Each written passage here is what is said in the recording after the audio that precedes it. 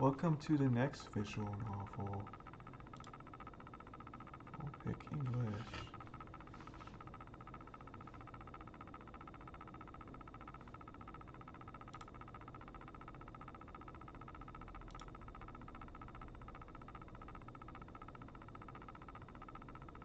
Terms concerning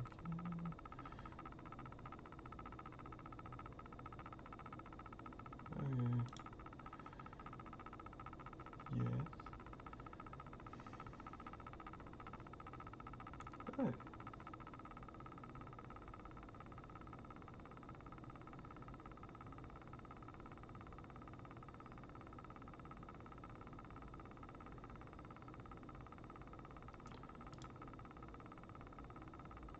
Any similarity, coincidental.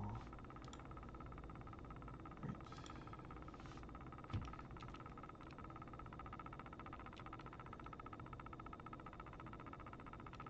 Got it. They do this with a lot of them. Ooh. So this is a Russian visual novel called Everlasting Summer. I've never read this ever. New game, Sapien Gallery. Dear Pioneer, you are on the verge of wondrous discoveries. The door of the most wonderful place in the world, our favorite Camp Sovyonok, have opened before you. You'll remember this session for the rest of your life. Welcome. Oh. Okay. I'll begin. I was having that dream once again. That dream. Same thing every night. But it's all forgotten in the morning as usual.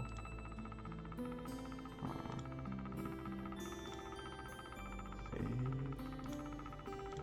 Maybe it's for the best. Only a glimpse of memory will remain of gates half opened, as if inviting me somewhere, with two frozen stone pioneers standing close by. And also that strange girl who keeps asking me.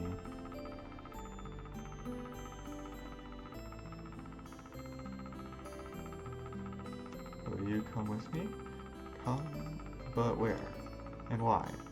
And where am I anyway? Of course, if it all happened in real life, I would certainly have been scared. Well, what else would one expect to feel? But this is just a dream. The same one I see every night. There must be a reason. You don't have to know where or why to realize something is really happening. Something desperately seeking my attention. Since everything that surrounds me here is real as things in my own flat, I could open the gates, hear the hinges creak, brush the crumbling rust away with my hand, and hail the fresh, cool air and shiver from the cold. I could, but to do that, I would need to pick myself up, take a step, move my hands. But this is a dream, I understand that, but what of it? What does my understanding change? Because here, it's just like on the other side of the cracked screen of an old TV, which struggles to fight against static noise and strives to show its audience everything without missing a single detail. But the picture is getting blurry. I must be waking up soon. Okay, well, this is not Japanese, this is Russian. Still foreign, though. I still don't know the language. Maybe I should ask her something? The girl, what's her name? About the stars, for instance. Why the stars, though? I'd rather ask her about the gates. Yes, the gates. She would be so surprised. Or better, why the dot over an I was called a tittle, but the dot over a J was called a superscript dot? Nice letters.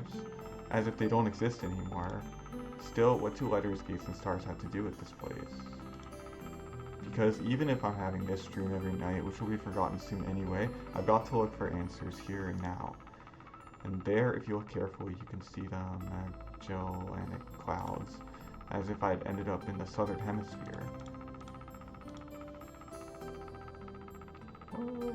In a dream, there are the small things that catch your attention, an unnatural color of grass, impossible curves of straight lines, or your own distorted reflection, while the real danger, which could put an end to everything right here and now, seems trivial. It's natural, since here you cannot die. I know it for sure, I've done it hundreds of times. But if you cannot die, is there a point in living? I should ask the girl. She's a local. She should know. Yes, exactly. I should ask her about the owl, for example. One strange bird it is, though it doesn't matter. Will you come with me? And every time I have to answer. It's the only way, otherwise the dream will never end and I will never wake up. Yes, I'll come with you. Every time it's so hard to decide on the answer. Where am I? What am I doing here? Who is she? And why does so much of my life depend on this answer? Or maybe it doesn't? It's just a dream after all. Just a dream. Interesting. So Russian visual novel. Oh, I've read so many Japanese visual novels now. Yay!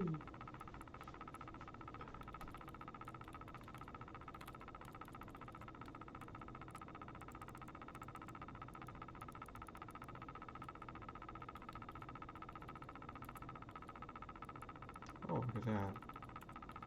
He's on the internet.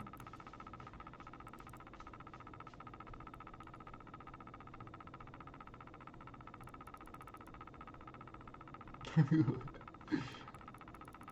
that a lazy town? The computer screen stared at me as if it was alive.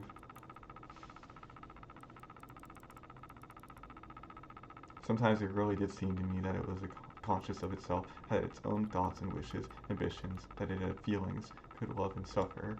As if in our relationship, the screen wasn't an instrument, it was me who was a lifeless piece of plastic and textilite. There is some truth in that, probably because the computer provides 90% of my communication with the outside world.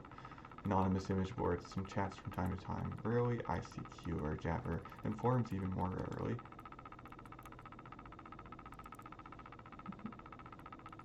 People on the other end of the internet cable simply do not exist. All of them are simply creations of its sick imagination, an error in the source code or a kernel bug which started living a life of its own.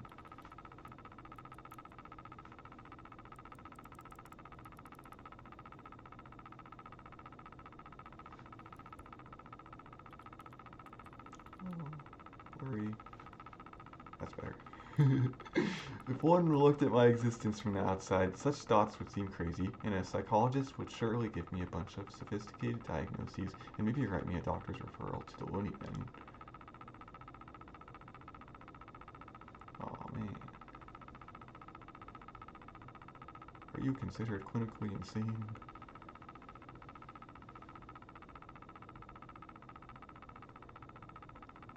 A small apartment with no signs of repair or any semblance of order in it, and always the same view out the window on the great megalopolis running somewhere day and night. Such are the conditions of my life.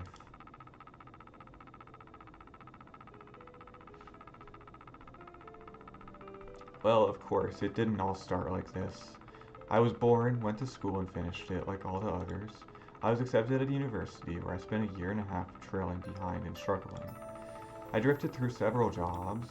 Sometimes it was working out quite well, sometimes I was even getting decent money for it. But it all felt like it was not mine, as if taken from another man's biography. I wasn't living life to its fullest, it was looping over and over in monotonous circles, like in the movie Groundhog Day. It's just that I had no choice in how to spend my day, and every day repeated itself, the same vicious spiral. A spiral of emptiness, misery, and despair. For the last few years, I just sat in front of the screen all day. Sometimes there were menial jobs, sometimes my parents helped me. All in all, I was able to provide for myself. No wonder really, since my needs are quite minor. I hardly ever leave my home, and my communication with other people almost exclusively consists of online correspondence with the anonymous, which have no real name, no gender, no age. So in brief, a quite typical life of a quite typical antisocial person of his time. Kind of Donnie Darko on a minor scale without doomsday brooded visions. Maybe some highly respected author will write a novel about me, and it will become a contemporary classic of modern literature. Or I will write one myself. However, what's the point of fooling myself? I tried many times, but couldn't come up with a simple short story. I tried to learn many other things as well. Not gifted enough to draw. Programming, got bored. Foreign languages takes too much time. The only thing I loved doing was reading, but still I never would have called myself a scholar. Perhaps I was an ace at watching anime and a grandmaster of lame internet jokes. If I were to get paid for it, I would probably be a happier person and a richer person too, but I doubt it would fill the hole inside me. Oh. Today was another typical day of a typical failures typical life, and today is the day when I have to go to my university reunion. Frankly speaking, I really didn't want to.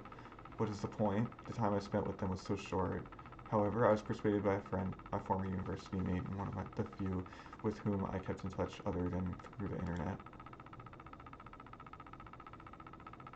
Oh, at least the city's pretty.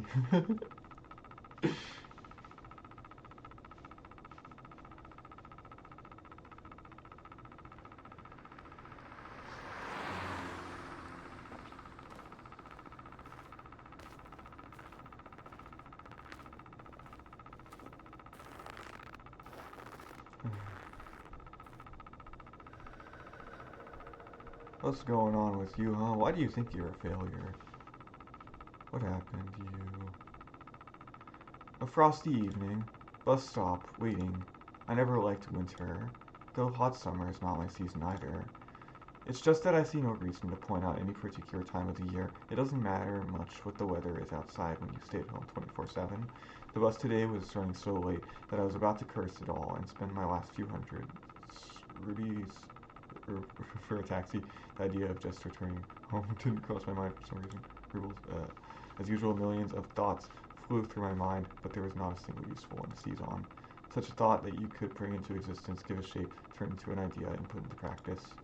Maybe I could start my own business, but where would I get the money from? Or maybe I could go back to working in an office. No way. Maybe I should try freelancing? But what skills do I have, and who would want me after all?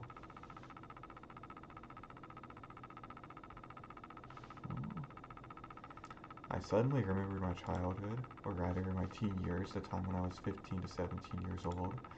Why exactly those years? No idea. I guess it's because back then everything was much more simple. It was easier to make decisions, so complicated now and so simple then. Waking up in the morning, I knew exactly how my day was going to pass, and I always eagerly looked forward to the weekend. Then I could get some rest and have time for the things I liked: computer, football, going out with friends. And then at the beginning of next week, I'd take up my studies again. Back then, there was no such worrying questions like why, who needs it, what will change if I do it, and what will not change. A simple lifestyle, so casual for any normal person, and so odd to myself today. That careless childhood age. It was also then that I met my first love. Her appearance and personality have vanished from my memory. Only her name remains like a brief line from a social network profile, along with the feelings which overwhelmed me when I was with her. Affection, tenderness, the desire to care for her and to protect her. Sadly, it didn't last long.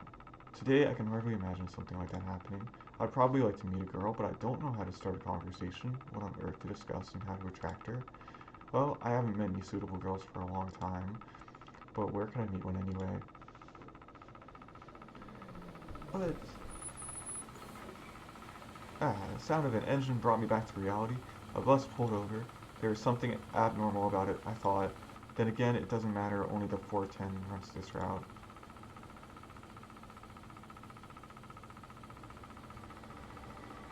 He's just living his life. Sounds like he's doing okay, I don't know. Man, street lights pass me by. It's as if they're cold lights, sparks inside of me, trying to ignite feelings long dead. Or maybe not ignite, just awaken them. Because those feelings, they have been living in me for a long time, slumbering and waking up again. The driver's radio is playing some very familiar tune, but I wasn't listening to it. I was watching the cars passing by through the fogged up window. Because people are always rushing somewhere, chasing something they need, stuck in their own little worlds. Why would they care about mine? They probably have their own serious problems, or maybe they have much easier lives. You can't know for sure since all people are different. Or are they? Sometimes someone's actions can easily be predicted, but if you try to look inside his soul, you will only see impenetrable darkness. Oh no, depressing. The bus was approaching downtown and my thoughts were interrupted by the bright city lights. Hundreds of billboards, thousands of cars, millions of people. I watched the slideshow and somehow I got terribly sleepy. My eyes closed just for a moment and then...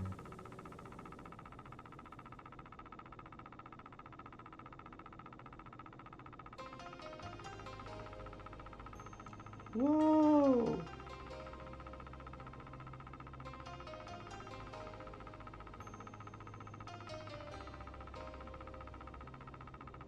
Oh, there's animation too.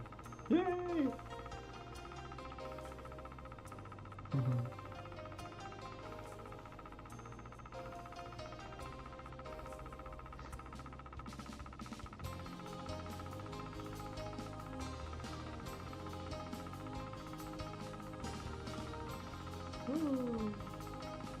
Hi.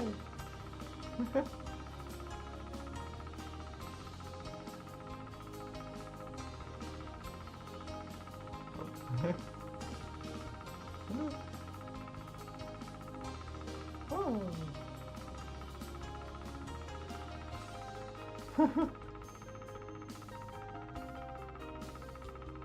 Hi.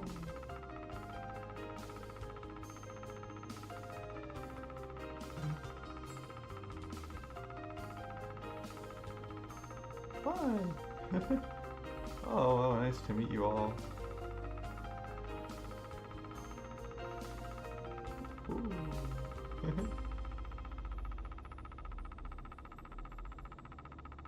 Oh, really pretty beginning. Wow. Oh, you did really good with that.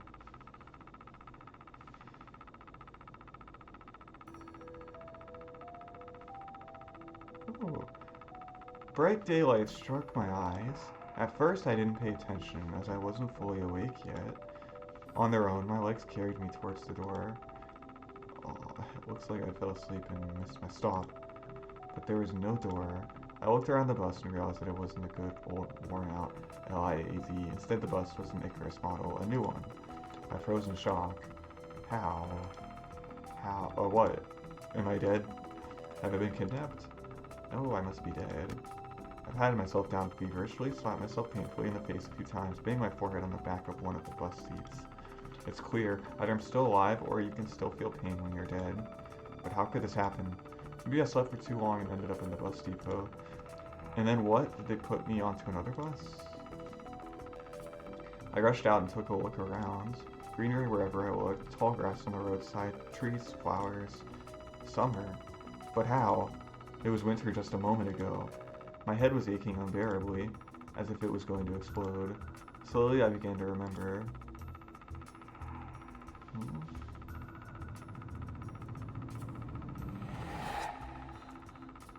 I think the bottom here is showing to...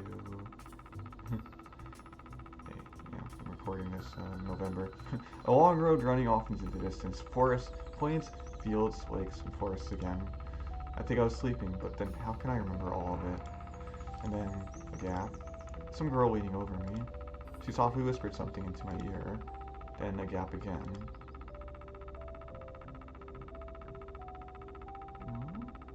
And then I look up here. Who is that strange girl? Or was she just a dream? For some reason, thinking about her made me feel better and calmed me down a little. I felt warmth all over coming from the inside. Could it be her who brought me here? Then I need to find her. And the best place to look for her is away from here. I rushed to the left and then to the right, then stopped, hesitating over where to go.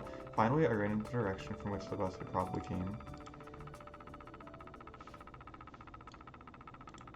Oh, physical exercise does refresh one's mind.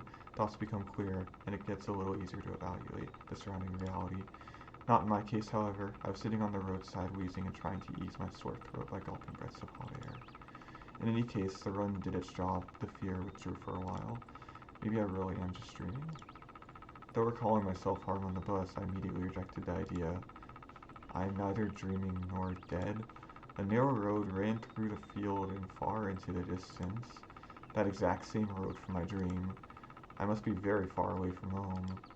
And it's not just that it was winter yesterday and it's summer now. It's the whole environment. Of course, summer is usually like this, green and hot, but here everything is not entirely lifelike. Everything looks like it was taken from the paintings of Russian landscape artists of the 19th century. The grass is just too lush, the bushes are not like what bushes should be, but they are so thick that you can't see anything through them like treetops, honestly. And the trees themselves. The forest was quite far away, but the trees looked as if they had closed their ranks and were now just waiting for the order to advance onto the fields and plains. I caught my breath and looked at the bus, which was now barely visible. That was a good run. Fear overtook me once again. Those power lines. There must be people here. But what does it mean? In fact, that means nothing at all. Couldn't they have power lines even in hell? Roasting sinners over hog holes? That's so last century. I must have reached the point of no return, after which you should either lose your mind completely or finally try to understand what is going on. And while I still have a choice, I should pick the second option. I slowly headed back to the bus. Of course, it was scary. but I'm not likely to find an answer in the fields or the woods, and this wretched bucket of bolts is the only kind of link that I have with the real world.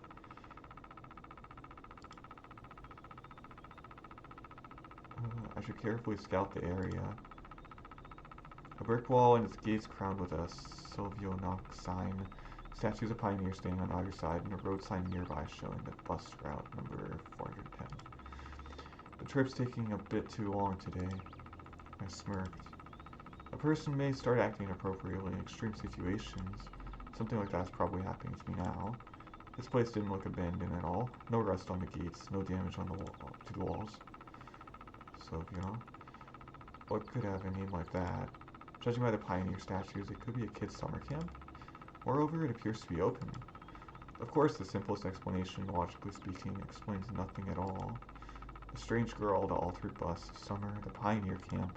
Thousands of theories went through my mind instantly, from alien abduction to lethargic sleep, from hallucination to a time and space shift. None was worse than any other, but there was really no way to pick a single one. Then it occurred to me, I can try to make a phone call. I took out my cell phone and dialed the first number from my contact list. But instead of signal strength bars, the screen was showing a thick cross. Alright, there may be no signal in such a remote place, though I cannot be the only one who came here. Buses don't drive themselves. I examined the bus from all sides to make sure that it wasn't a hallucination. Bits of dirt on the bottom, some rust here and there, faded paint and worn out tires. No, this is definitely a very ordinary Icarus.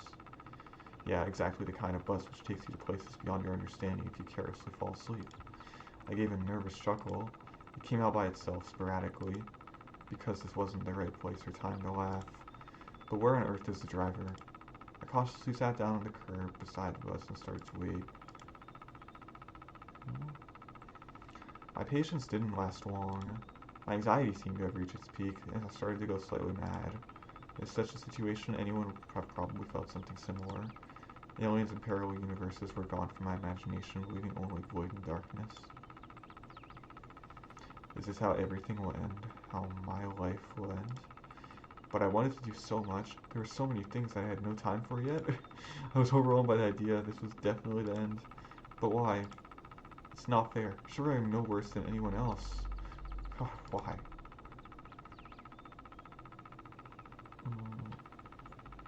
Oh. Poor guy. Tears were burning my eyes unbearably. I curled up and started rolling in the grass. Why? What did I do? Why me? My cries were only heard by the speechless statues of the pioneers and a bird on a tree, which immediately flapped its wings and took off, crying out something in its own bird language, as if laughing at the idiot who dared to interrupt its after-dinner nap. I was left breathless from weeping and just lay quietly, sobbing occasionally. After a while, I managed to pull myself together. My mind cleared up a bit as the terror and the fear of death gave me a little break. All in all, if someone wanted to kill me, what is all this for? It doesn't look like an experiment either. If this is just some crazy coincidence, then there's probably no threat. Anyway, for now, it seems there's no danger. The panic was soon gone. Of course, the blood was still pounding in my temples, and my hands were still shaking, but at least I could think clearly now. Right now, there's nothing I can really change anyway. So no matter how much I think or how mad I get, it would only make things worse. Until some actual facts appear, there's really no point in making guesses. In any case, I won't learn anything by lounging about here. This camp, if of course it is really a camp, looked like the only place where people could be, so I decided to go there, and hardly had I reached the gates when a girl came out from behind them, wearing a pioneer uniform. My logic didn't let me down this time. Then again, a pioneer uniform in the 21st century, and then again, a girl here. I froze, unable to take a step. I felt very much like running away, running as far away as I could from this place, far from this bus, gates, statues, and far from this bloody bird with its siesta. Just running, free like the wind, faster and faster, waving to the planets passing by, winking at the galaxies. Running, becoming a pulsar ray, turning into vestigial radiation, running into space unknown. Oh, what the? Running no matter where, as long as it is far away from this place. Meanwhile, the girl came closer and smiled. I could not help but notice her beauty, even though I was trembling with fear. Human instincts work independent of consciousness, and while only 5% of the brain is responsible for cognitive processes, the remaining 95% are always busy sustaining life, and in particular, ensuring stable functioning of the hormonal system. I desperately wanted to get less complicated, and would stop thinking in formal quotes from an encyclopedia, though my thoughts appeared, one by one, being stupid, out of place, as if taken from an eternal monologue of the hero of some junky softcover crime fiction book. A pretty Slavic face, long braids that looked like 2 armfuls of fresh hay, and blue eyes you could drown in. You must have just arrived. Do not reply. Yeah. Alright then, welcome. She smiled broadly. Strange, it looked as if I had just a normal girl in front of me. I shouldn't have returned here. The woods and fields seem better. But what shall I do next? Try to speak with her as if she was a human, or run away, or what? The blood was pumping unbearably in my head, tearing it apart from the inside. A little bit more, and the poor pioneer girl would be splattered with the gruesome contents of my skull. Oh, this dude. What's so funny about that? The girl looked me over. She sent shivers down my spine, and my knees started to tremble. Oh, nothing. Great then. Great? What's so great about that? Suddenly a thought crossed my mind. Heck with it all. Forget about the bus behind me. The fact that it was winter yesterday and summer today. I wanted to rip off my itchy sweater and just accept that all this is actually happening. Everything is as it should be. All this is for the best. Got spirited away. What do you happen to know? You should go to our camp leader. She'll tell you everything. Look, you go straight ahead to the square, then turn left. You'll see several small cabins. She's pointed at the gates as if I knew what was behind them. Well, you can ask someone where Olga Dmitrievna's cabin is. Patronymic? Her father name? First name? Yeah, got it? Of course I didn't. Well, I've got to go now. The girl waved her hand at me and disappeared through the gates. It seemed as if to her I was something ordinary, and all this show with the bus and the travels while awake or asleep were troubling only to me, while everything here is just the way it is supposed to be. Camp leader, pioneer uniform. What, are they doing a historical reenactment here? I hope I won't find Len standing atop an armored car in the square, but even that would not surprise me right now. After standing alone for a while, I headed into the camp. A mere 50 meters ahead, a small one-story house popped up on the left side. The sign near the door said clubs. I was about to come closer when the door suddenly opened and a short girl wearing a pioneer uniform came out.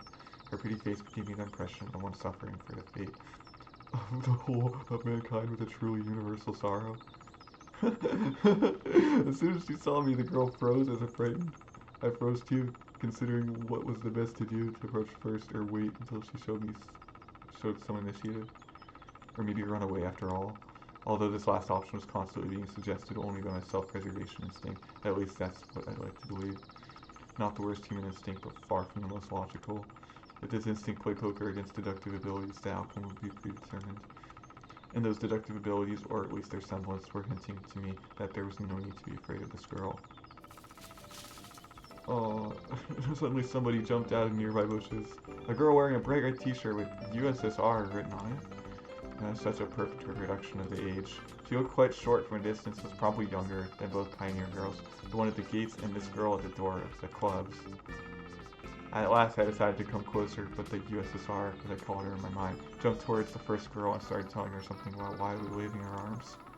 The other girl, in turn, seemed confused and lowered her gaze, remaining silent. I'd probably continue to observe their amusing dialogue with the USSR, suddenly pulled something out of her pocket and started waving it in front of the first girl's face. This something turned out to be a grasshopper. The first girl squealed. She must not be too keen on insects, as she instantly rushed off towards the place where Lenin presumably made a speech about the workers' and peasants' revolution. That is to say, towards the square. The USSR glanced at me, grinned playfully, and dashed after her. Not a bad start to the day. I have absolutely no clue where I am, but besides that, there are some kids who are here role-playing as pioneers. And as far as I can tell, this place is located thousands of kilometers away from my home. It might even be a different reality, and this was indeed a reality. I mean, everything around me seems so real, if a little embellished, that I was starting to think that in fact my previous life could have been just a dream. And what am I supposed to do now? What is going through your head? I was picking at the cracked paving stones with my shoe and staring aimlessly at the club's building. Just a few more seconds before I had to come up with some decision. That's when I recalled myself rolling on the grass weeping. I cringed in disgust. Perhaps it's another instinct. When all energy for whimpering and self-pitying is used up, the body either goes into hibernation or mobilizes its reserves. Mine seemed to have chosen the second option because out of the blue, I found the determination to figure out what was going on. And in order to do that, I had to act like a man, like a human, to maintain the dignity of a representative of my own world. I followed the path to the left, on the right side of which stood small cabins, apparently the homes of the local pioneers. Actually, they looked quite cozy from the outside. Even though I was born in the Soviet Union, I had never been part of its children's organizations, neither the pioneers nor even the young October children. I imagined the daily life of a typical pioneer camp a bit differently. Huge barracks with long rows of metal bunks, wake-up call at 6 o'clock played by a siren, 1 minute to make your bed, then joining the formation at the drill square. Or wait, could I be confusing it with something else? Suddenly something struck me on the back. I staggered but remained on my feet, turned around, prepared to fight heroically for my life. But all I found was another girl standing before me. My mouth hung open in surprise. I her jaw up off the ground. I closed my mouth. The same pioneer uniform, but the way she was wearing it looked, let's say, provocative.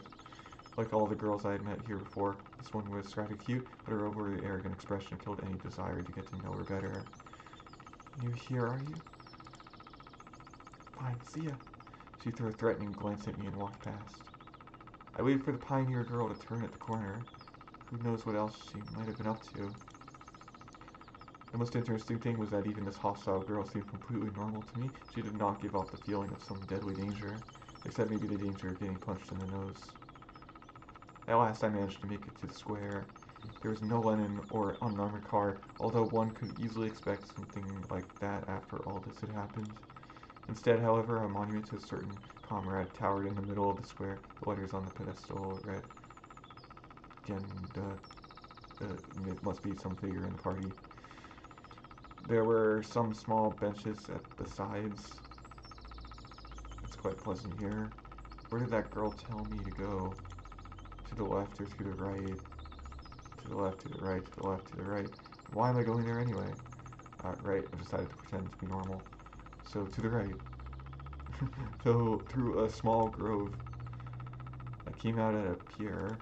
I must have taken a wrong turn. Hey, wrong way. I turned towards the voice. That first girl stood before me. Now, what did I tell you? Take a left at the square, wasn't it? She had changed from her pioneer uniform into a bikini. Oh, I still haven't introduced myself. My name is Slavia. Actually, my full name is Slavania, but everyone calls me Slavia. So you can too. Yeah. I still felt a bit confused, so I could not come up with more meaningful answers. And what's your name? It felt like she could see right through me.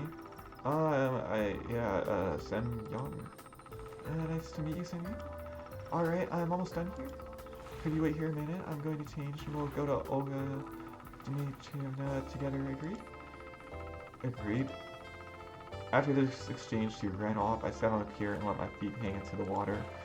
I was wearing heavy winter boots, but in such weather there was nothing wrong in getting my feet wet. Furthermore, it let me cool myself a little.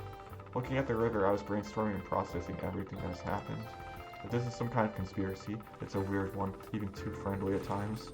No, it really looks more like a random event. Some entirely incomprehensible random event. Shall we go? Slavia was standing beside me, dressed in the pioneer uniform again. Let's go. I've been here for a very short time, but of all the people I've met, she looks the least suspicious. However, this fact is already suspicious itself. We walked to the square. It's good here, too good. The USSR girl and the girl who hit me on the back were there, chasing each other. Is that some kind of game they're playing? Oh yeah, enough running. I'll tell everything to Olga Dmitrievna. Captain? Uh, I decided not to question Slavia for a while about what was going on or the local residents. Better meet with this mysterious Olga Dmitrievna first. Sounds like she's the boss here. We walked past the rows of almost identical cabins, some of which looked like fat beer barrels, while others looked more like household sheds. Finally, Slavia stopped in front of a smallish one-story cabin. It looked like an artist's painting. The faded paint, chipping here and there with age, was sparkling in the sun. The window shutters, slightly ajar, were swaying almost unnoticeably in the wind, and huge lilac bushes were growing at the sides. It seemed as if this ramshackle hut was drowning in a storm of purple silk, and the lilacs, like some elemental force, were inexorably destroying the Truth Leader house. What are you standing around for? Let's go. Slavia snapped me out of my daydreaming. And stop teasing Lena already. Rena, Higurashi, what? That sounds like there's someone inside. Indeed, a moment later, the door swung open and Oleana ran out and dashed past with the same mischievous grin. A pigtailed girl came out next. Don't let it bother you, Lena. So her name is Lena. Gotta be thankful it's not Rena, at least. But I don't... Instead of finishing her sentence, she blushed and quickly headed towards the square. For some reason, I felt like turning and following her with my eyes, but Slavia said, "Come." Well, we entered the cabin. Inside, it looked something similar to what I imagined: 2 beds, a table, a couple of chairs, a simple carpet on the floor, a wardrobe. Nothing special, but at the same time, it felt homelike and cozy. Although this room was almost in the same state of disorder as my own flat. The girl standing near the window appeared to be about 25 years old. Nature had obviously gifted her with that pretty face and a good body. At least one thing can keep you happy in this pandemonium. The locals are beautiful. You're finally here. Excellent. My name is Olga Dmitrievna. I'm the camp leader. Nice to meet you. I'm Semyon. I decided to talk as if I wasn't surprised by anything that was going on. She came closer. We've been expecting you since early morning. You've been expecting me? Yes, of course. And when does the next bus come? And why do you need it? Yeah, right, why would I need it? Guess I shouldn't ask direct questions. The people here may react to them quite unlike how I prefer. I doubt I get any answers. No reason, just curious. By the way, where are we exactly? Our mailing address, I mean. I wanted to send a letter to my parents to tell them I got here fine. For some reason, I had the desperate idea that if I played along, I would find something out. Oh, but your parents called just a half an hour ago, sending their regards to you. Now that's a surprise. So, can I call them? Because I forgot to tell them something before I left. No. She gave me a sweet, spontaneous smile. Why not? We don't have a phone here. Then how could my parents make a call to here? I've just come back from the district's central town. I talked with them there. So that's how it is? And can I somehow get to the town? No. She kept the same smile. Why not? Because the next bus only comes in a week. I decided not to inquire how the troop leader managed to get there and back. I would get no answer anyway. All this time, Slavia was standing next to me and seemed to find nothing odd in our conversation. Oh, we need to find a uniform for you. I've got absolutely no desire to put on pioneer shorts or to wear the ridiculous red neckerchief. However, wearing winter clothes in summer isn't a great idea either. Right, thank you. I wonder if I'm the only one here who finds it strange that someone's wearing a coat and winter boots in such heat. Rightio, I'll be off then, and you can get yourself acquainted with the camp. Don't forget to come to dinner in the evening. Having said that, she walked out of the cabin. No, walked is not the right word. She rushed out. I ended up alone with Slavia. I must go too. Got things to do. Take a walk, look around the camp a bit. See you in the evening. If there is no threat or catch to this, then this reality, as embodied by Slavia, becomes more and more appealing. For the first time today, I realized that it was awfully hot here, although obviously my winter clothes were to blame for that. I took off my coat and dropped it onto the bed. My pullover followed it. I was now wearing only the shirt. That's much better. All I could do now was follow their advice and go look around the camp. I'll try to find something out in the meantime. Passing the local residential district, I saw a pioneer guy coming my way. Oh, and it was really a pioneer guy, not a pioneer girl. Apparently there were men even in this kingdom of Amazons. Hello, you're new here. You must be Semyon, right? And how do you... Everyone knows already. I'm electronic, by the way, the real one. You can call me that. Electronic, the real one. Things were going from crazy to completely insane. Alright. Leona also calls me Teasy. Teasy? On toast with mushrooms? Because my last name is Tizikov. I see. Let me show you around. I accepted his offer, as it would have taken much longer to get to know this place alone. Fine, let's go. We ended up at the square again, as if this place was all there is to this camp. Lena was sitting on one of the benches reading some book. Electronic confidently approached her. Hello, Lena, meet the new guy, Semyon. He started briskly. Hello. Well, you could say we've already met in a way. Yes. She looked away from the book for a moment, glanced at me, blushed, and went back to reading, as if not noticing that we were still here. Alright, let's go on. I was at first surprised that meeting this girl was reduced to a couple of words, but then I thought that it was better that way. Electronic's vigorous activity did not fit well with Lena's shyness. Let's go. Oh.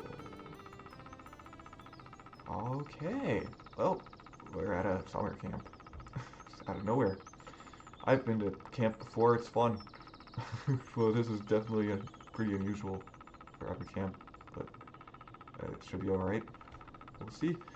That's Everlasting Summer. That's the first part of this visual novel. Okay, next I will read more. Bye!